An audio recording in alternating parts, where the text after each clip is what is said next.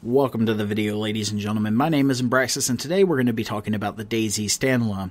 I personally have been following the DayZ StandAlone very closely. I've watched almost every YouTube video, gone through almost every interview ever since the DayZ StandAlone had been announced as coming. So I've collected a lot of information over the last few months, and while I would like to grace you with a lot of cool visuals, a lot of screenshots, etc., and excerpts from different interviews, I don't feel like that is my place to be taking other people's work and putting it on my channel or in my video. So I'm just going to be cycling through screenshots. You can gather what you can from them. I'm only going to be talking about one screenshot in particular or two screenshots in particular that I found interesting, and I'm actually going to be talking about what we can expect come the standalone, and we'll be finding this out in a few weeks. But hey, we all like a little early speculation, and I've been collecting a lot of little tidbits of information that are spread out across the internet, and they haven't been centralized in one location, and that's what I want to talk about today. So the first thing we're going to be talking about is what they've been talking about as far as the release, and that's what everyone in this video is probably looking for. What is the release date? So far, Dean Rocket Hall's plan is imminently, I'm just going to directly quote this, "We will be releasing a closed test imminently," which means probably within the week to 2 weeks, during which approximately 500 to 1,000 people will assist in ensuring architecture is working correctly. Now, I'm going to end it there. You can read this article for yourself.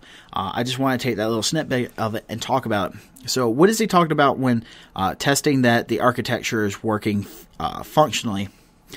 Basically, that means that all houses can be run in and out of, that all houses have loot. It's to make sure that people can't dupe inside the new DayZ StandAlone.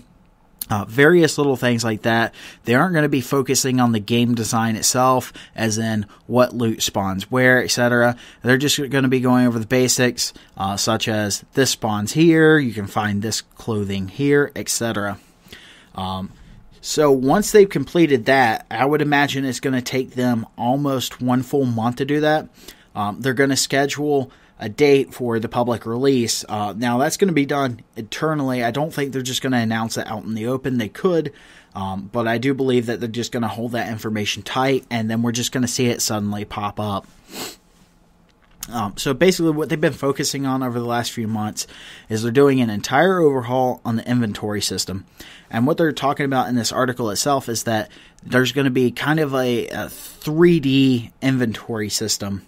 Now what I'm assuming they're going to do is they're going to bring up a very, very light interface in which you'll be able to move 3D models around.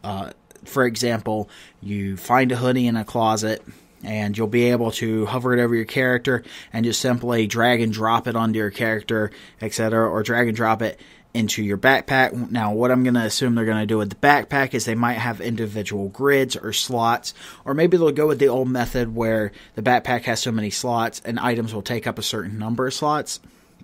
However, I think they're going to simplify the interface where all you're going to have to do is click on the item and drag and drop it into wherever you actually want it. As far as the UI changes, they said they've been basically overhauling that entire system. They want to make it very simple. Dean Rocket Hall has quoted a number of times in the past few months that he's been inspired by Minecraft's design, where it's very, very simple UI, it's effective, and that's what he wants to go forward with. So we can't, we aren't going to be expecting any really flashy menus, etc. You're not going to get any lens flare when you bring up the escape menu, etc. It's going to be a very minimalistic interface. So as far as the 3D models and dragging and dropping items, clothing, etc., we can expect a very flat interface that can be brought up very quickly, and everything can basically be done with the flick of a wrist. Probably putting a little more emphasis on speed, because the DayZ mod was a very slow, cumbersome process. He quickly talks about the art progress. They say they have massive plans for all interiors being updated to a post-apocalyptic look, etc. So a lot of the screenshots that you're seeing on your screen now are going to be changed a little bit further to give it a more into-the-world feel. And as far as the Trinaris map looks, basically what Dean Rocket Hall says is that Ivan Buchta, I do believe that is his name, is still in prison in Greece. He was the lead map designer, and unfortunately, I can't gather if they've made any progress since then, or if it's just kind of at a standstill. I'm assuming they've continued to make slow progress, but you know, our hearts go out to them. No one wants to be in prison in an enemy country for any particular reason. So that's going to cover it as far as today's press release.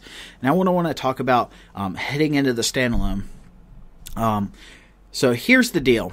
They've been talking about disease, wear and tear, durability, and endurance basically for the last few months. They say they really want to have that have a high impact on the game, and they really want the character or the player's character's body to be the enemy, so to speak. Getting sick, etc. I apologize. Someone outside will not stop honking instead of getting out and going up to the door and ringing the doorbell. But they said they wanted the player's character's body to kind of be the enemy. And basically what they're talking about here is a lot of the items in the game have become objects. And what they're talking about is a new system where not only do items have durability, but they can track who's had that item, who's held that item, basically. And say a diseased player, try to think of a very contagious disease. I don't know, pink eye. We'll go with pink eye. So say someone with pink eye picks up an axe, and maybe they lay it down, maybe you kill them and take it. They might have residual bacteria or whatever lingering from that disease that your character could catch in. That's something they quoted in their most recent press release as something that can actually happen. They also announced that there are going to be things like batteries, etc. So we can also expect things like night vision goggles and whatnot to be battery powered, and we can expect batteries to actually become somewhat of a commodity, because batteries do have a shelf life and they do run out of power rather quickly.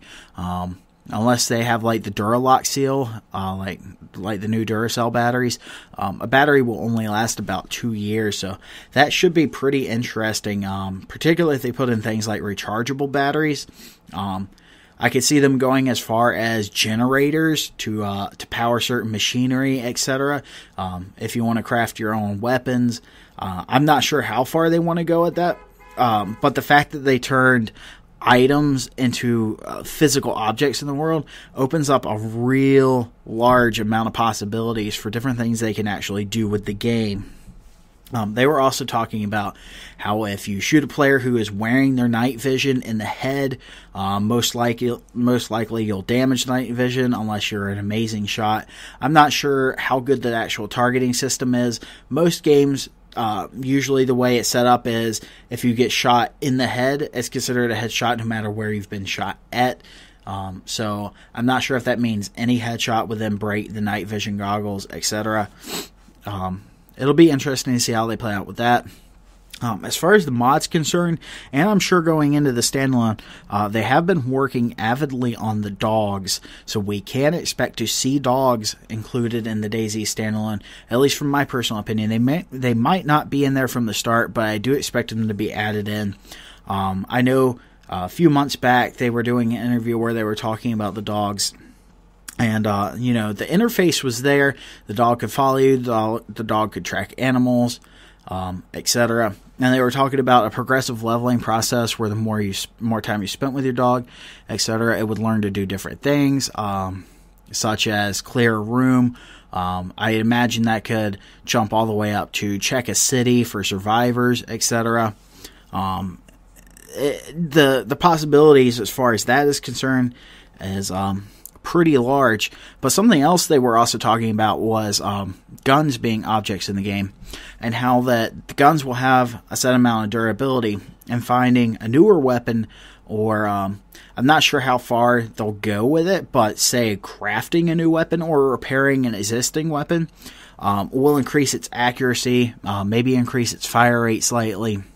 But But the main thing that we're talking about is, like, say, finding a slightly older and more abused weapon. It could have the potential to jam. I'm not sure if they're looking at putting that in. That's something that can happen in the game. However, personally, I think that would add a ton of incentive to find really good weapons in the game. But basically what it sounds like is the lower durability that weapons are, like, say, if you're hip firing or whatever, or even zoomed in on your sights, they would have a much larger spread if they were an automatic weapon.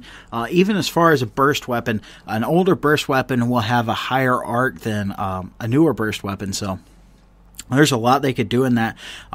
What I'm imagining here personally is thinking like Far Cry 2, like rusted guns don't shoot as accurately, they jam quite often, and the newer that thing looks, the better it is. I could definitely see them going somewhere with that.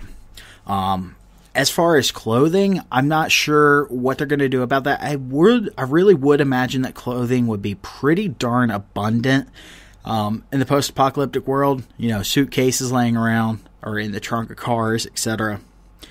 However, I do think they're going to do something with the environment itself. I don't think there's a reason they would be adding in like hoodies, jackets, etc. if they weren't going to do something with the actual weather environment. And my assumption is they're probably going to make January slightly cold and have a chance to snow. While that is just speculation, I could really see them doing something like that, having characters die of hypothermia, all kinds of fun stuff. They could really do a lot with the clothing too, particularly when they were talking about vehicles, how you'll be able to salvage parts from different vehicles. I know personally myself, zombie apocalypse, if I have no body armor myself, I'd be looking to cut down the hood of a car and be making some breastplate out of that, just for extra protection. There really is a lot of different ways they could go with this game. So I think the DayZ StandAlone is actually shaping up to probably be one of the most interesting games of 2013 as soon as it releases. I don't know how you guys feel about it personally, but I do believe that this is going to be amazing. That's about all I have for you today. I'm sure I could ramble on and on. It would be much easier if I had a second person here pinging questions off me. If you have any questions, feel free to leave them in the comments of the video. I probably can give you some sort of answer, or if not, I'll be able to say something along the lines of, they haven't talked about that yet, etc. But this video is getting a little bit long, so I'm going to go ahead and end it. I hope you guys have a good day. I look forward to seeing you in the DayZ StandAlone. Oh, wait. I forgot. As far as release date for it, we know it's before April for sure, because Dean Rocket Hall said on his Twitter, when asked when the game would probably be coming out, that he intends to be heading towards Mount Everest from April 1st through January 1st. So that gives you a time frame anywhere between now and March, or the end of March. The DayZ StandAlone should be out. That's going to wrap it up for this video, guys. I've been Embraxis, and I'll catch you later.